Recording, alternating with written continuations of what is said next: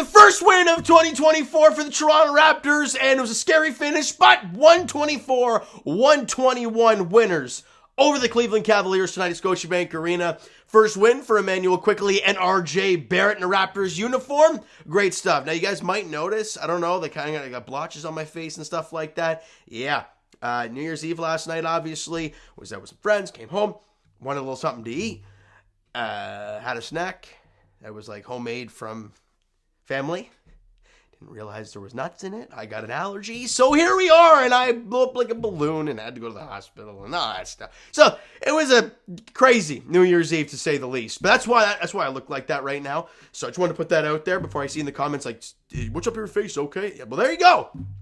And also, check out the TikTok page down below, guys. I would have loved to watch a game like this on a live with you guys. So get that to 1,000 followers on TikTok at least, and we can start rolling with that. TikTok links down below, or search up TO Sports Talk on TikTok. If not, totally fine. Let's break down this game, because there is a lot to get to. Now, before going into the game, we hear RJ Barrett and Emmanuel Quickley will start. And I'm thinking, good. Like, just get them in there. Like, let's not sugarcoat the damn thing. Get them in the game, right? And then you hear no Darius Garland and no Evan Mobley. And I'm thinking, okay, well, there'll be excuses, but I don't care. I could care less. And the first quarter, which has been a bugaboo of the Toronto Raptors this season, they dominate.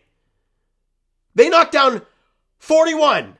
They dropped 41 points. They knocked down 7 threes in the first quarter. 7 of 10 from 3 in the first quarter.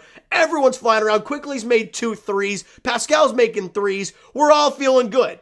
And you're up 9 after the first quarter. But then things start to dry up, right? Then the Raptors start missing shots. And then in the second quarter, right, the threes dry up and they can't make them now. They go 1 of 9 from 3 in the second quarter. And they win it only by 1, 27-26. But man, at one point you were up by 18. You were, was it 18? Biggest lead of the night, 19. So you were buzzing. You're flying like crazy. But they answer right back with a big run, a 17-7 run to end the second quarter. And you go into the break, you're only up by 8. When you had an 19-point advantage. Kind of leaves that bitter taste in your mouth. Okay. Third quarter, we need a push. The Raptors came out in the start of the third quarter and gave you a push. Got it back up to like 15 or so. But they closed the third quarter strong. You lose the quarter 32-31.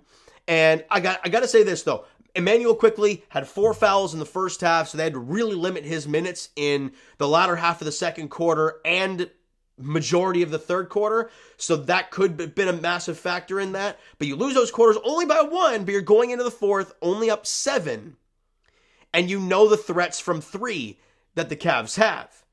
And in that fourth quarter, guys like Donovan Mitchell, who you know you're going to get offense from. I mean, he only had 26 today, shot 8 of 21. Karis LeVert was insane. Like, there were moments tonight where I'm like, is this dude just not going to miss from 3? Like, what did he knock down today? 2 of 7, excuse me? But one of them was like a step back 3 with no ball movement on the court. And I'm like, what the hell is this? And then you got obviously your boy Sam Merrill knocking down 4 threes and one from like half court. It's just frustrating. And the Raptors struggling to make shots early in the fourth quarter. And they storm back. And at one point, the Cavs take a lead. And they're up by 3. A big moment in this game, however. An outlet pass, can't remember who fired the pass up to Scotty Barnes, and he catches the ball and goes up to lay up, but Donovan Mitchell grabs his other arm, and Scotty wanted the N1, right? And they initially called it a take foul, which would have given you, I believe, 1 free throw on the ball. But what happened then, they go to review, and they call it a clear path foul, which is 2 free throws and the ball. Scotty makes both free throws. Then the Raptors get the inbound, and was it Jakob? No, who was it that got the N1 to go? RJ? I can't remember who it was. But bottom line, they get a layup and the foul. Might have been Pascal, actually. And you get a 5-point swing. You're down 3, and then you go up 2. A massive scene there. Now, they're sure there were events afterwards that led to some crazy stuff. That's a big moment. That's a 5-point swing. Right? If Mitchell leaves him, it's only a 2-point game. Or it's a 2, and the Raptors are still down by 1. It's a massive part of the game. And then the Raptors, look, it was a nutso finish. Scottie missed a couple free throws. RJ knocked down 2 free throws. You were able to hold on to the victory, and some really smart Darko plays today. Like, people have been ripping him a lot, but gotta say, that take foul late in the game was really good. It was smart, and they did it right to get Mitchell to the free throw line. Then Jared Allen getting into the lane. It went perfectly. Like, a lot of bad things for the Cavs there, right? And that caused the turnover because obviously Mitchell was going to try and miss the free throw intentionally. And he did, but Jared Allen jumped the lane. They call it Raptor ball. And that basically sealed it, right? Thank God the Raptors won this game, though. And they lose the fourth quarter by 4, 30-26. So, like, they won. They played a great first quarter. Offense flying. I bet you still allowed 32. But the rest of the game, the offense got stuck, and it was a little shaky. But you won the basketball game on the road when the other team felt like it was all night. They were just making contested shot after contested shot after contested shot. It was crazy. It was nuts. Let's hit these team stats. Cleveland still shot 48% from the field. Raptors shot 48% from the field. 37% from 3 for the Toronto Raptors. Considering they were 7 of 10 to start, and they went 11 for 30. So they went, what? What is that, 4 of 20 the rest of the way? Not good. Not good. But you won the game. They shot 33% from 3, but God, it felt like more. You're always scared. You're always scared shitless when Max Strus is taking shots, and apparently Sam Merrill now as well. Nuts. Any crazy stats that jump out? 11 turnovers, which isn't bad. Second chance points, you were +6 points in the paint. You were -4. No, nothing really crazy jumps out, but let's get to these player stats, shall we? Pascal Siakam was insane. The best player on the floor. As much as we want to talk about RJ and you want to talk about Emmanuel Quickley, and I thought Jakob Poeltl played an outstanding game, I thought Pascal Siakam was your best player today. 36, 5 and 2, shot 13 of 20, 5 of 6 from the line, 5 of 8 from 3. When he has the 3 ball falling, it changes everything. It really does. Excuse me. Had a steal in the game and was a +1. RJ Barrett, there were moments it was frustrating, right? Watching him drive into the lane, or we had a 4-on-2 at one point, and somehow it ends in a turnover for RJ. It's kind of a shaky couple plays, but hit some big free throws late. 19, 9 and 1 on the game. 6 of 12 from the field, 6 of 8 from the free throw line, 1 of 2 from distance. See the 5 turnovers, but it's his first game in his hometown. Like you know it's going to be shaky. A -7 while he was on the floor.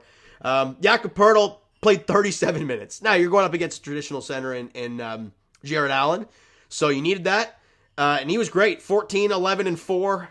5 of 8 from the field, 4 of 7 from 3, albeit he went 4 of 4 to start the game, and all 3 misses were in the fourth quarter, which kind of sucks.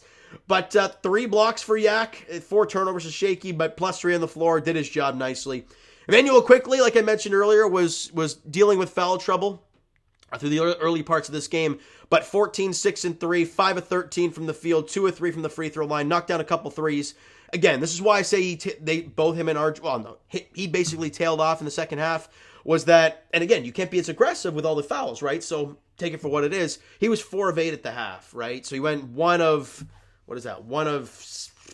5 the rest of the way, and was 2 of 2 to start from 3, missed his last 3 threes. So, but again, you see what he can do, and that's all I care about in game 1, right? 2 steals in the game for Emmanuel Quickley. Didn't turn the ball over once, the +7 on the floor, can't complain. Scottie Barnes! It's crazy, right? With Pascal having a great night, and these two basically playing in their debut. Scottie goes by the wayside a little bit, and he goes 26 and 5, 7 of 17 from the field, 5 of 7 from the line, 1 of 5 from 3. Had a steal in the block, albeit both of those free throw misses were down the stretch of the fourth quarter, so that kind of sucks.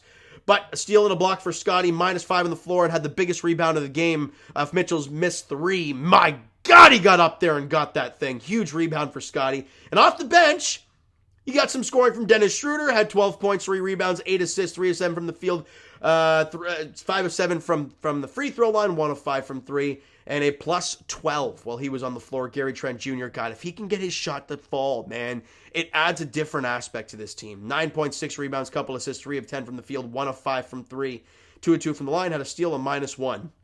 And then somehow Boucher played 11 minutes, didn't take a shot, really didn't do anything, and Thad Young played 2 minutes. I think it was in the second quarter. Didn't really understand that. But You won the ball game. Who cares? Raptors are now 13-20 on the season, and the Raptors are not going to tank, ladies and gentlemen. If this trade told you anything, they are not tanking, so deal with it. And you know what? I'm all for it, because I was listening to the Raptors show with Will, Lou, Alex, Juan, Blake Murphy, as I do all the time, and Will was breaking down, or I think it was the banter pod. I don't know which one it was. And he was breaking down why the Raptors should not tank. Because sure, if they come 6th last, that's fine. You keep your pick. But then it runs into the lottery, which you have a certain percent chance of dropping to 7th or 8th or what. The only chance you have an opportunity to basically stay in the top 6 is if you come like 4th or 3rd last. And guess what? If you put yourself in that spot, sure, you get your pick this year. It goes to next year. And if you're in that cellar dweller spot next year, it goes to the following year. So you have to have 3 years of putrid basketball just to not lose a first round pick. So if you're going to make this team competitive, like they seem to be right now with this trade, be competitive, bite the bullet, probably lose the draft pick this year, then have all your picks moving forward to deal with. It makes total sense. You want this team to win basketball games, Raptor fans, and that's where I'm at. I wanted this team to tank, but I heard that stuff, and I see the trade, and I'm like, I can't get on the tank bandwagon. So, what that means is Raptors got to start winning a lot of games. They're 13-20 on the season, 1 game at a time, but the Raptors now hit the West Coast for a 6-game road trip starting in Memphis on Wednesday night, and then they go to Sacramento, Golden State,